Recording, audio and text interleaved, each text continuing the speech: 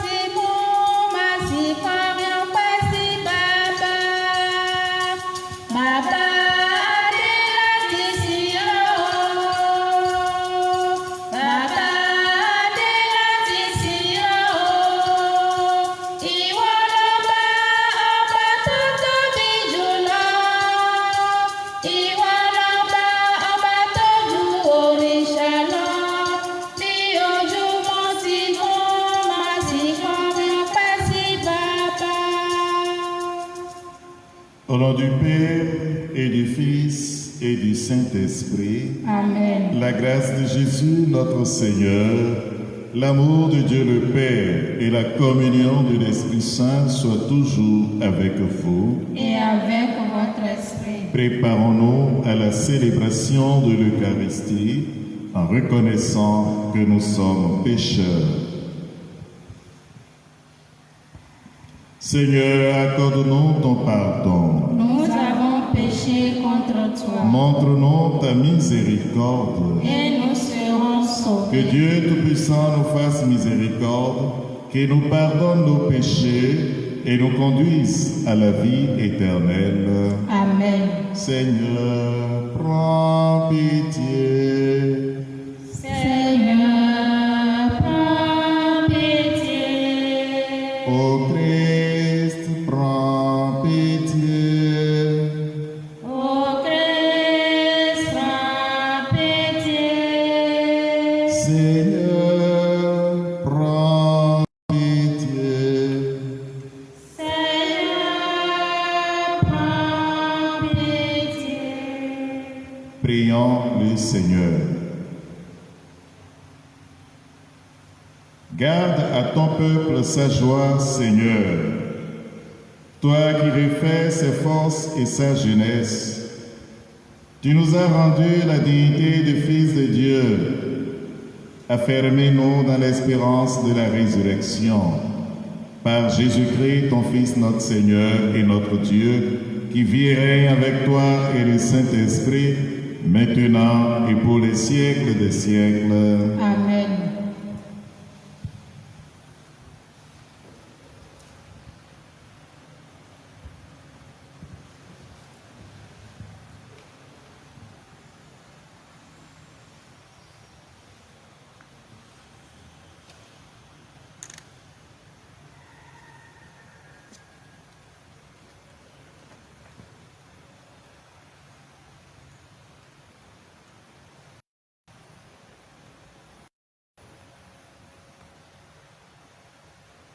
Lecture du livre des Actes des Apôtres, chapitre 16, versets 22 à 34.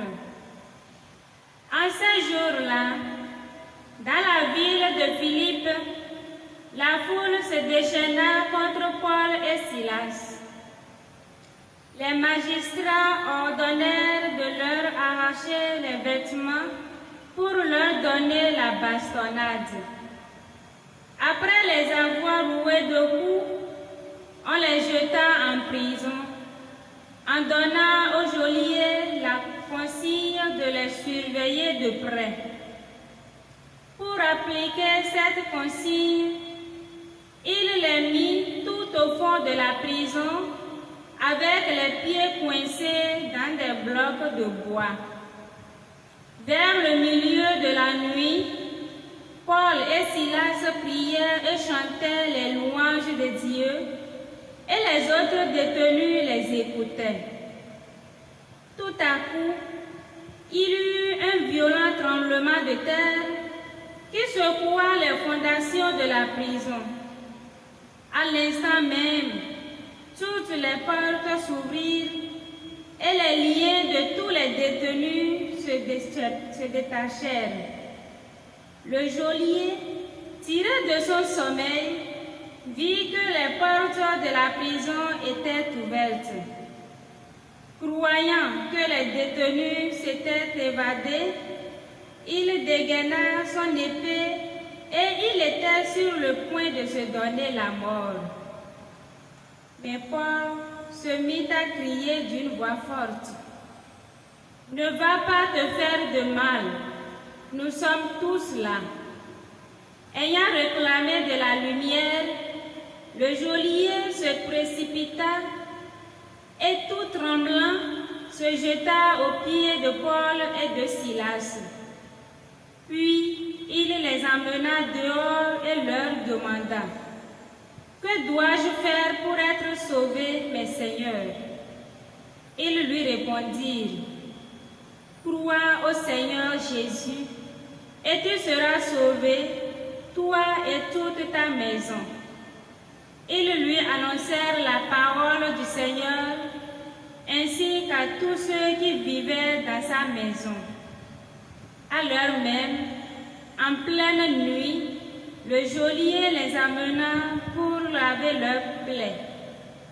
Aussitôt, il reçut le baptême avec tous les siens. Puis, il fit monter chez lui Paul et Silas. Il fit préparer la table et avec toute sa maison, il laissa déborder sa joie de croire en Dieu. Parole du Seigneur.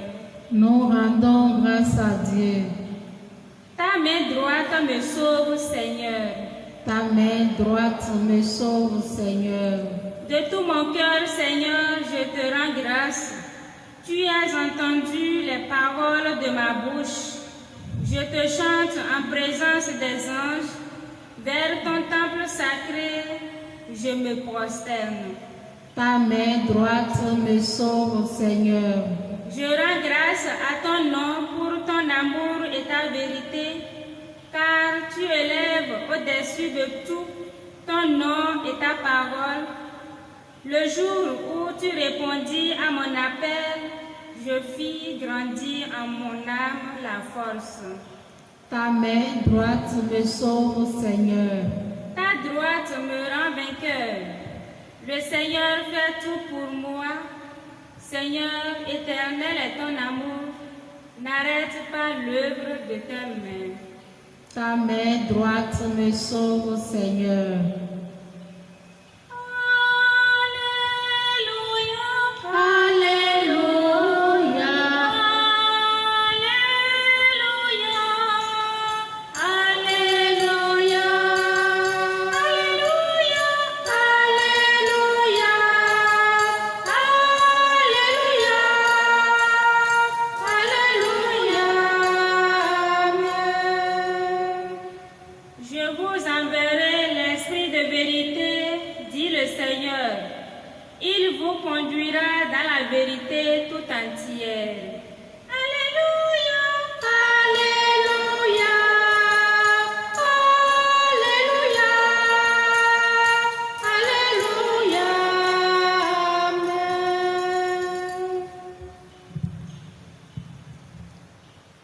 Le Seigneur soit avec vous.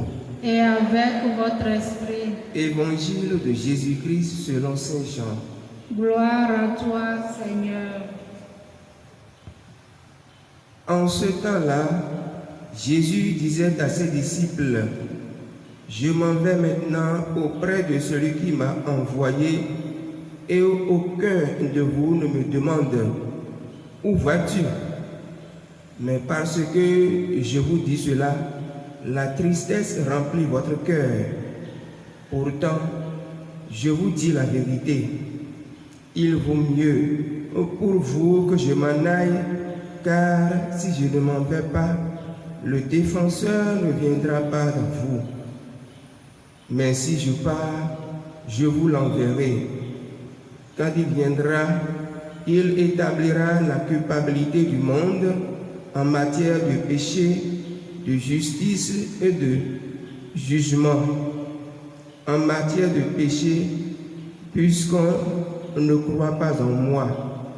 En matière de justice, puisque je m'en vais auprès du Père et que vous ne me verrez plus. En matière de jugement, puisque déjà le prince de ce monde est jugé. Acclamons la parole de Dieu. Louange à toi, Seigneur Jésus.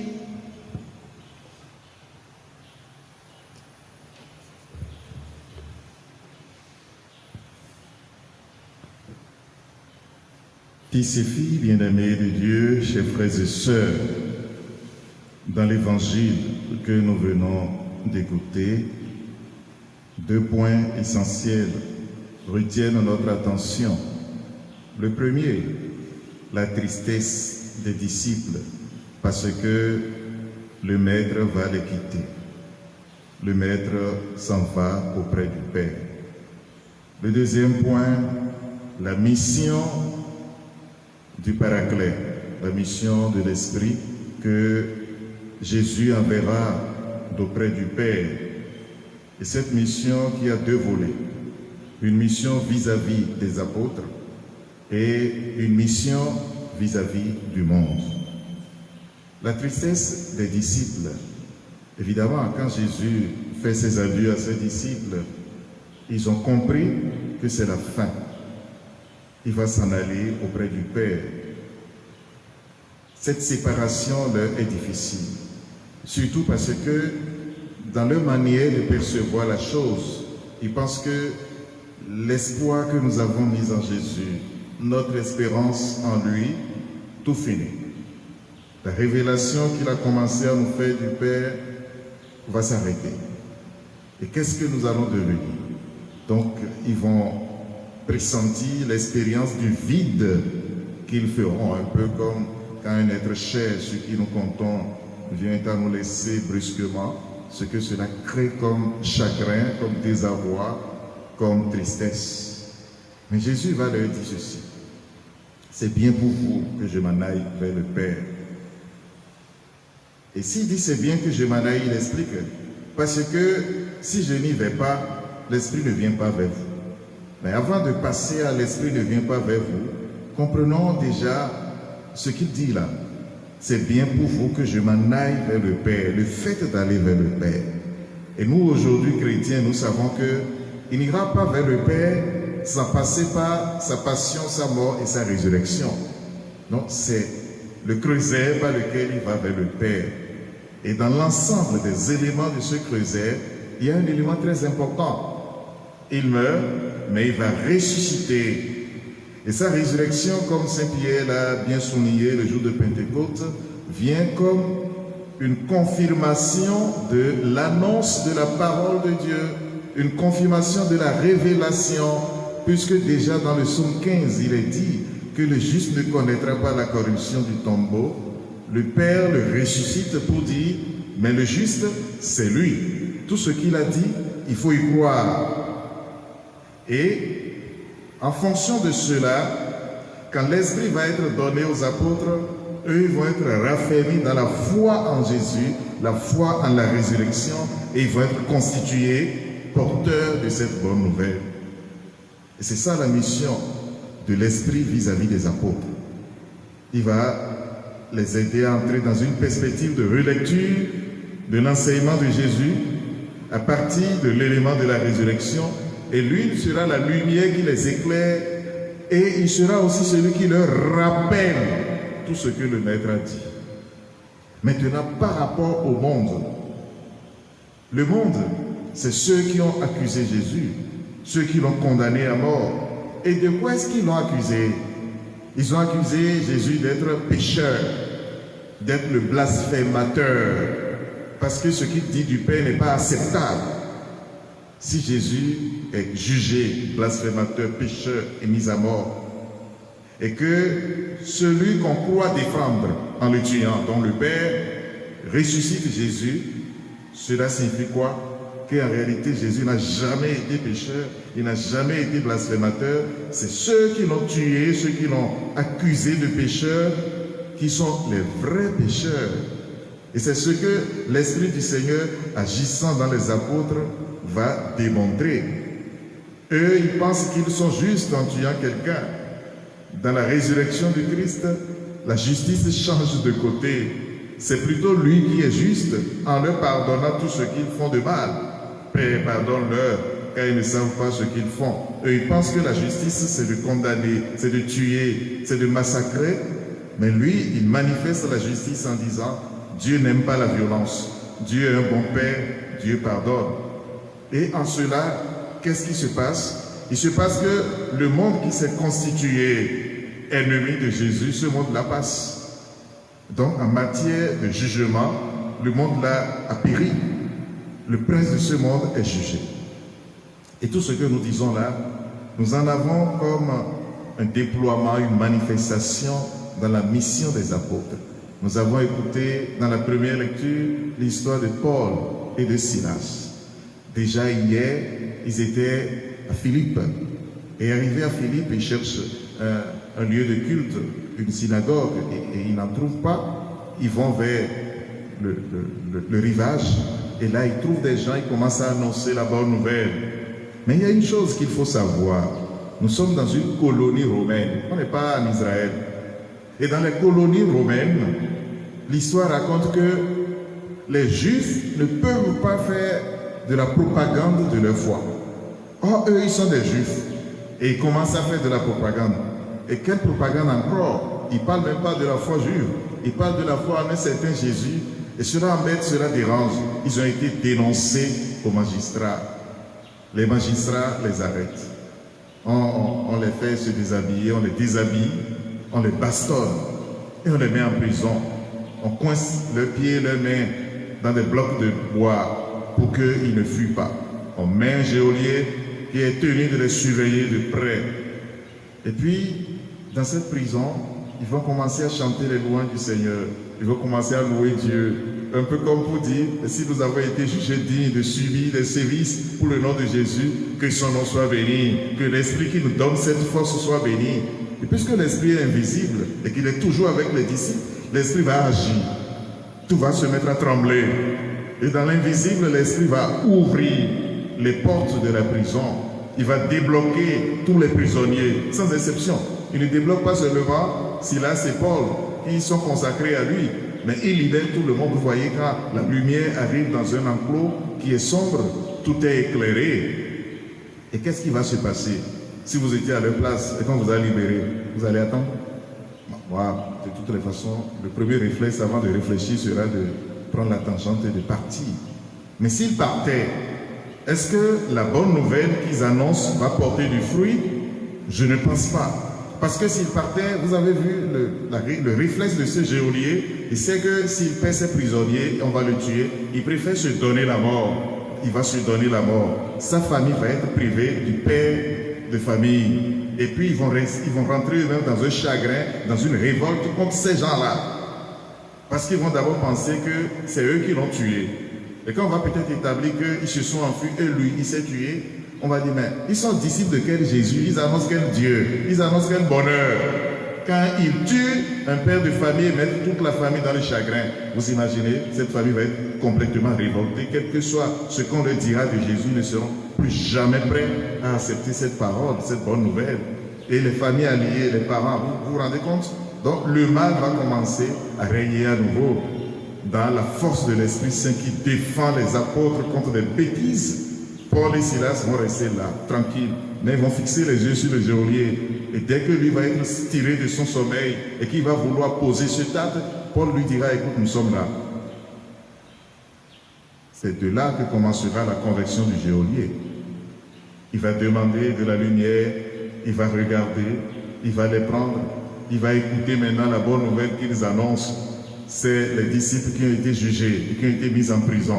Maintenant, c'est eux qui prennent la position du juge, parce que la parole qui juge, c'est la parole de Dieu qui purifie et qui fait distinguer le mal du bien.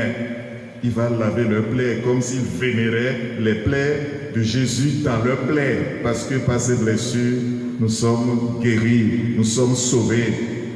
Il va recevoir le baptême avec toute sa famille, il va dresser la table. Quand on reçoit le baptême, qu'est-ce qu'on fait après? La première communion. Il va dresser la table eucharistique. Ils vont manger, ils vont rompre le pain au nom de Jésus. Et puis, ce geôlier va devenir chrétien. Vous vous rendez compte de ce qui se passe là? L'action de l'Esprit. Alors moi, aujourd'hui, en écoutant ces textes, en méditant ces textes, je dis, il nous faut revenir à quelque chose d'essentiel. Les actes que nous posons. En qui les posons-nous? Au nom de qui les posons-nous et pourquoi les posons-nous? Il faut que chaque fois que nous devons poser un acte, que nous puissions réfléchir. Et nous dire, mais qu'est-ce que l'Esprit du Seigneur me demande de faire en ce moment précis? Ce que je fais là, en quoi est-ce que ça honore le Seigneur? Ça honore le nom du Seigneur. En réalité, si nous sommes cimentés, nous sommes enracinés, connectés à Jésus, on ne peut pas agir en l'air, sans éthique. On ne peut pas agir sans que notre action soit la réponse à un appel. On ne peut pas agir sans que notre action soit une mission que nous accomplissons au nom de celui qui nous a donné son nom, celui en qui nous sommes chrétiens, celui auquel nous sommes incorporés pour vivre de la vie des enfants de Dieu.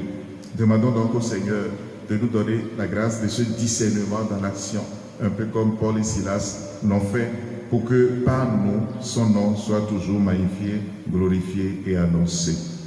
Le Seigneur soit avec vous. Et avec votre esprit.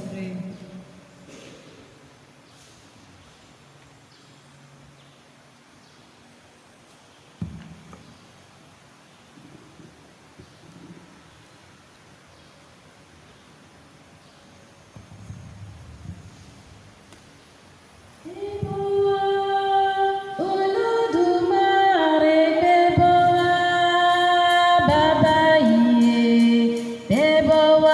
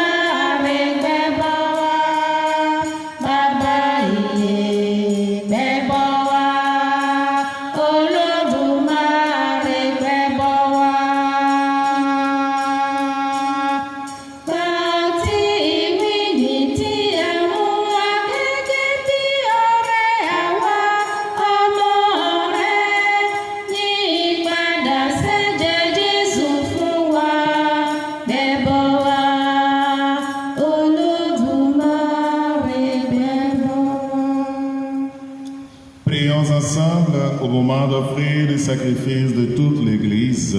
Pour la gloire de Dieu, le salut du monde. Donne-nous, Seigneur, de te rendre grâce toujours par ces mystères de Pâques et continue en nous ton œuvre de rédemption, qu'il nous soit une source intarissable de joie par Jésus, le Christ, notre Seigneur. Amen. Le Seigneur soit avec vous. Et avec votre esprit. Élevons notre cœur. Nous le tournons vers le Seigneur. Rendons grâce au Seigneur, notre Dieu. Cela est juste et bon. Vraiment, il est juste et il est bon de te glorifier, Seigneur, en tout temps, mais plus encore en ces jours, le Christ, notre Pâque, a été immolé.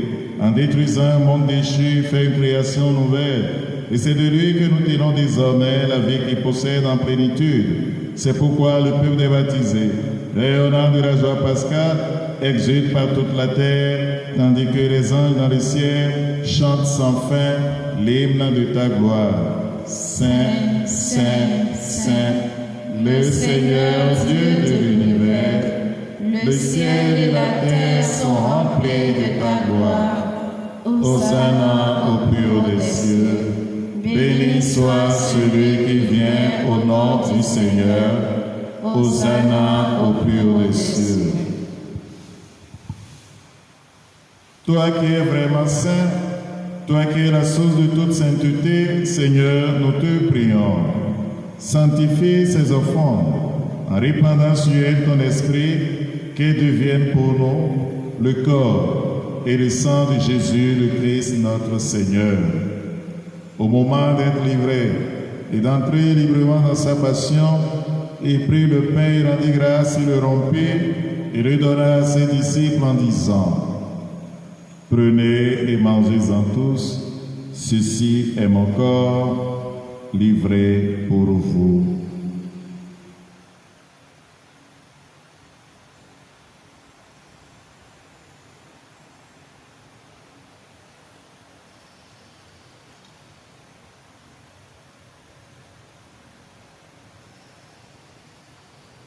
De même, à la fin du repas, il prit la coupe, de nouveau il rendit grâce et la donna à ses disciples en disant: Prenez et buvez-en tous, car ceci est la coupe de mon sang, le sang de l'alliance nouvelle et éternelle, qui sera versé pour vous et pour la multitude, en rémission des péchés. Vous ferez cela en mémoire de moi.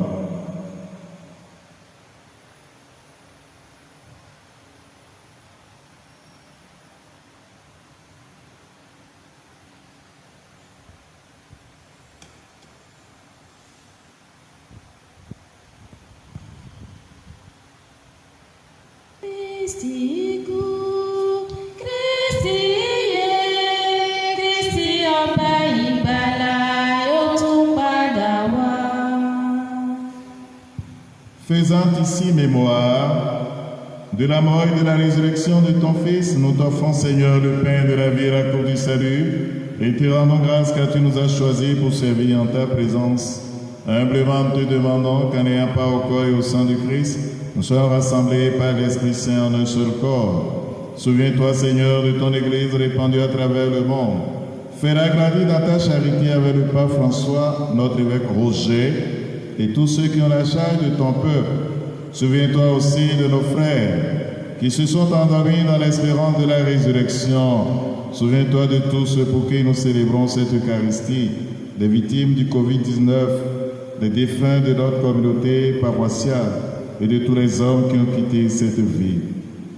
Reçois-les dans ta lumière auprès de toi. Sur nous tous, enfin, nous implorons ta bonté. Nous implorons ta bonté sur les membres de notre communauté.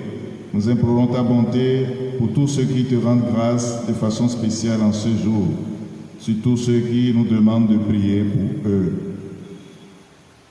Permets qu'avec la Vierge Marie, la bienheureuse Mère de Dieu, avec Saint Joseph son époux, avec les apôtres, Saint Antoine de Padoue et les saints de tous les temps qui ont vécu dans ton amitié, nous ayons part à la vie éternelle et que nous chantions ta louange par Jésus-Christ, ton Fils bien-aimé.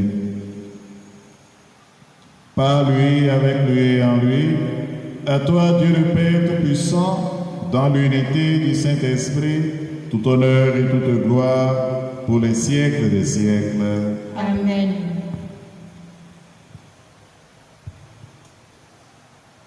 Comme nous l'avons appris du Sauveur selon son commandement, nous osons dire, Notre Père qui es aux cieux, que ton nom soit sanctifié, que ton règne vienne, que ta volonté soit faite sur la terre comme au ciel.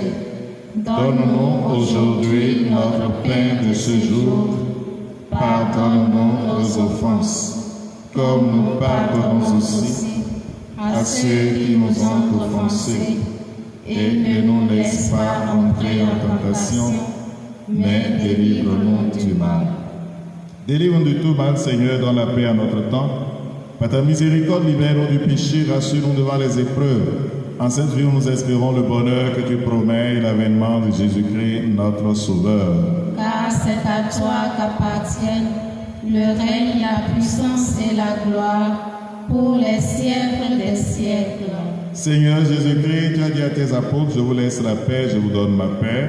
Ne regarde pas nos péchés, mais la foi de ton Église, pour que ta volonté s'accomplisse.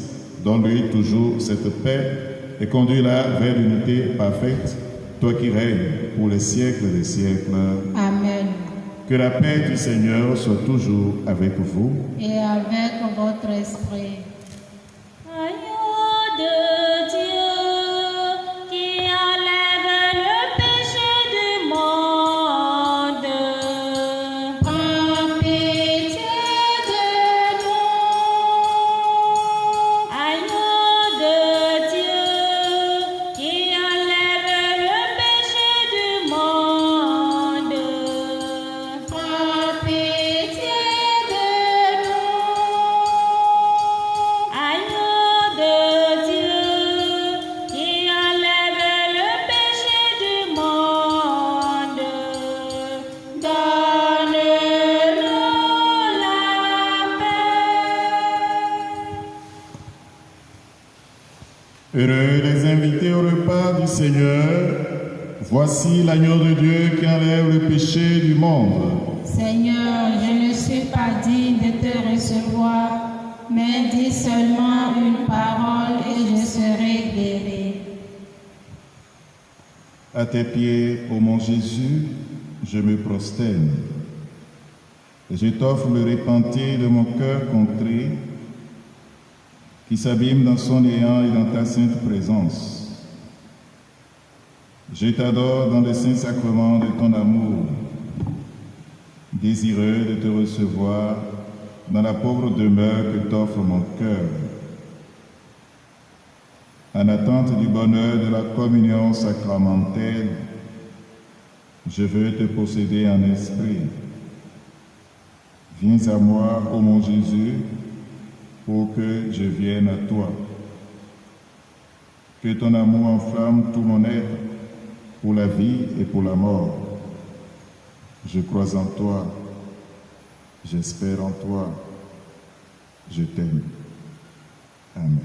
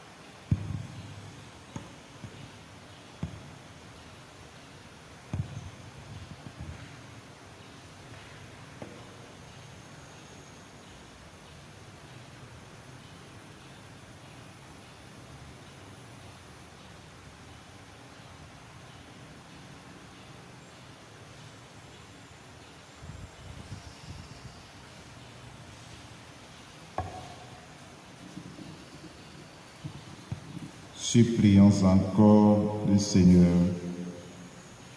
Écoute nos prières, Seigneur, que cet échange mystérieux où l'homme est racheté nous soutienne durant la vie présente et nous apporte les joies éternelles. Par Jésus le Christ, notre Seigneur. Amen. Je vous salue, Marie. Pleine de grâce, le Seigneur est avec vous. Vous êtes bénie entre toutes les femmes, et Jésus, le fruit de vos entrailles, est béni. Sainte Marie, Mère de Dieu, priez pour nous pauvres pécheurs, maintenant et à l'heure de notre mort. Amen. Le Seigneur soit avec vous. Et avec votre esprit. Que Dieu Tout-Puissant vous bénisse, le Père, le Fils et le Saint-Esprit. Amen. Allez dans la paix du Christ. Nous rendons grâce à Dieu. Bonne et sainte journée à chacun et à tous. Merci, mon Père.